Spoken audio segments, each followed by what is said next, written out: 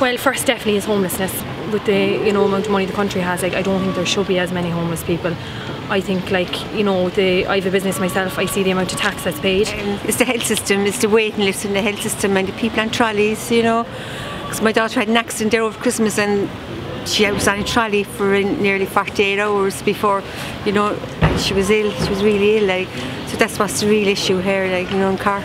I'm a student, and a big issue for me in Cork is the lack of student accommodation, and the main cause of this is just the lack of availability and the lack of amenities for those students using it. I think there should be a system where the country should be allowed to see where the money is actually going. They don't see it, they only see the budget. But like and like you see it when it comes out in scams, that like when people are taking money on the sly or having these big salaries.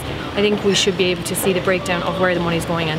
I think on the moment on Cork the big issue is to find an apartment. I find that the pension levies and the universal source charge are an issue for me personally, and all my colleagues that I mentioned. I think the water charges are always the biggest issue. I think what's maddening the electric is the fact that the water is belonging to the people of this country, and it was sold without their permission to an entity.